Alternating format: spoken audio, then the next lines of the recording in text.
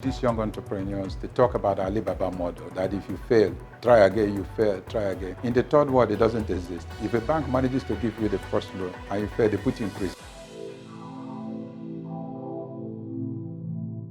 Well, I'm Stan Ekeh, chairman of Zinox Group, a tech entrepreneur. If you don't believe in a place, how can you succeed? Entrepreneurs are positive-minded people, okay? So for you to survive in this country, you need to be positive, you need to contribute. You understand? You need to pray for the country, because if the country disappears, your business disappears. And the 21st century kids, I sympathize with them, they feel a little bit frustrated. And that frustration is that the country is spending more money in analog infrastructure instead of digital. These guys don't have a knowledge education like when we are growing up. Okay, so they come into a place, you want them to be farmers and go into agriculture that is not mechanized. So how are they going to operate? Now, the area of passion, the country is about 90% deficient, which is IT and building e-commerces. So they feel frustrated. The result out of Alibaba today is that in one single day, Alibaba, amongst all other companies, made $38 billion one day. These children feel they are more knowledgeable than Alibaba. We have a big market here, 200 and something million population. But if they start a business, because of knowledge level of the country, okay, financial system, logistics, these kids cannot scale, so they feel frustrated. And a lot of them have worked with Alibaba, Amazon, and all the rest of it.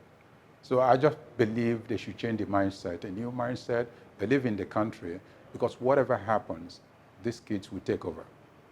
You understand? Either death eliminates us, you understand, or physical disability, those above 60, and then these kids will emerge. And then, because they have capacity, but they have to have the common sense that Nigeria cannot be America. Nigeria cannot be Britain in the next 50 years. Okay, so face the reality of the deficiencies and make it work. You know, a lot of them, when I engage these young entrepreneurs, they talk about the Alibaba model, that if you fail, try again, you fail, try again. In the third world, it doesn't exist. If a bank manages to give you the first loan and you fail, they put you in prison. Okay? Now, we don't have that opportunity. What I basically advise the younger ones, the hype is too much. You know, it's just like a child of poor, very poor parents in the village, living in a thatch house, okay, and you're associating with children of the rich in town, you forget your background. This is the biggest problem. It's a privilege to raise money for people to trust you, okay? Now, so I see our young people, it's become a lifestyle to raise money, deceive people with false figures, raise money. Now, if you deceive people with false figures and you sustain it, it's pardonable.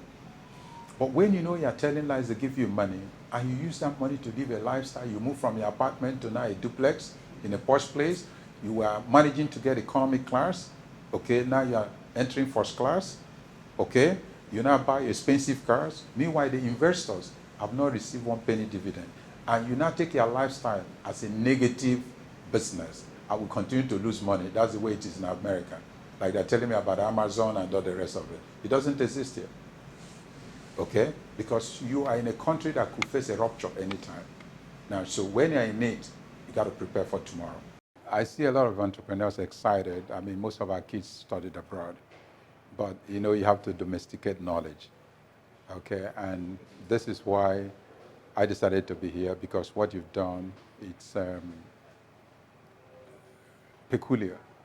The content out of here, it's like people in a class, successful people or people you expect to drive the economy being together, learning the challenges of the economy, you understand, and the prospect. Because of globalization, okay, knowledge is domiciled everywhere. But you need to take those, sift those that will help you grow where you operate. You can't be in Nigeria and be 98% American rule, because Nigeria has its own constitutions and business rules and has its own disruptions as a third world.